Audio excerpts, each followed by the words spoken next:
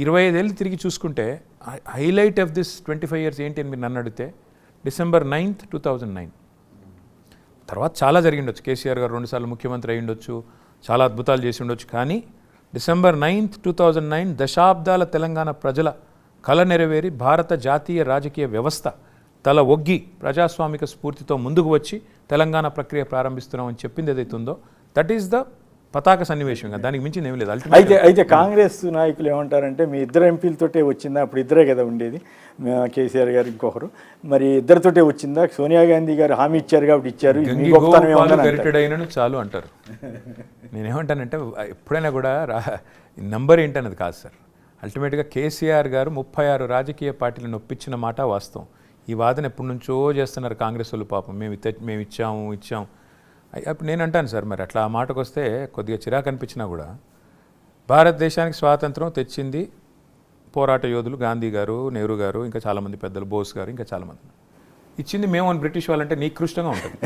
ఎందుకంటే వేధించిందే వాళ్ళు కదా, వేధించిందే వాళ్ళు. బలవంతంగా తెలంగాణను ఆంధ్రతో కలిపిందే కాంగ్రెస్. 68 ఉద్యమాన్ని అణిచివేసింది కాంగ్రెస్. 370 మందిని పొట్టన పెట్టుకున్నది కాంగ్రెస్.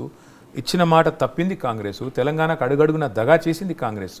6 అంటే ఇప్పుడు మీకు ప్రధాన ప్రత్యర్థిగా ఉంది కాబట్టి ఇట్లా మాట్లాడుతున్నారా? ఒకప్పుడు అదే కాంగ్రెస్ని మీరు పొగిడారు, సోనియా గాంధీని పొగిడారు కదా. అదే చెప్తున్నాను సార్. నేను ఈ రోజు కాదండి, నేనైతే ఈ రోజు కాదు, చిన్నప్పటి నుంచి నేను మొదటి నుంచి బలమైన నా నమ్మకం ఏంటంటే ఈ దేశంలో ఉండే సకల దరిద్రాలకు కారణం కాంగ్రెస్ అని.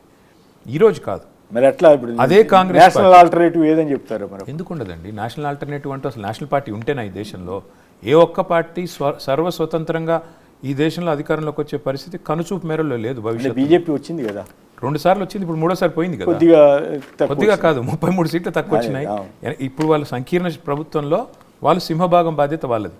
భవిష్యత్తులో మీరు చూస్తూ ఉండండి, ఖచ్చితంగా రాబోయే 25-30 ఏళ్ళు సంకీర్ణ ప్రభుత్వాలే ఉంటాయి. అందుకే ప్రజలు అనేది మీకు రాలేదు కాబట్టి వాళ్ళకి ఇట్లా శాపనార్థం పెడుతున్నారు. మీరు చెప్పండి, మీకు ఎందుకు రాలేదు చెప్పండి. మరి మీరు ఇంత తెలంగాణ ఉద్యమం, తెలంగాణ పెద్ద ఫోర్సు, ఇప్పటికీ తెలంగాణ ఆత్మని చెప్తారు కదా, మరి 8 ఒక్క సీటు కూడా పార్లమెంట్లో ఎందుకు తెచ్చుకోలేదు? ఒకటే కారణం, దేశంలో జరుగుతున్న మత రాజకీయాలు ఏవైతే ఉన్నాయో, దేశంలో మతం ఆధారంగా, మతం కేంద్రంగా, మతమే కేంద్ర బిందువుగా జరుగుతున్న రాజకీయాల్లో ఈ దేశ వ్యవస్థ మొత్తంగానే చీలిపోయింది నెట్టెలలో. దానికి మీకు చిన్న ఉదాహరణ, మొన్న 543 సీట్లకు ఎన్నికలు జరిగినాయి లోక్సభ. అందులో అయితే మీరు ఎన్డీఏతో ఉన్న వాళ్ళకి సీట్లు వచ్చాయి, లేదా ఇండియాతో ఉన్న వాళ్ళకి సీట్లు వచ్చాయి. లేని వాళ్ళకి వచ్చినాయి కేవలం 18 సీట్లు మాత్రమే. అందులో మీరు చూస్తే వైఎస్ఆర్సీపీకి 4, కమ్యూనిస్టులకి 5, ఇంకా ఇండిపెండెంట్లో ఒక 3-4 గెలిచారు, బిజు జనతాదళ్ 1 గెలిచినట్టుంది.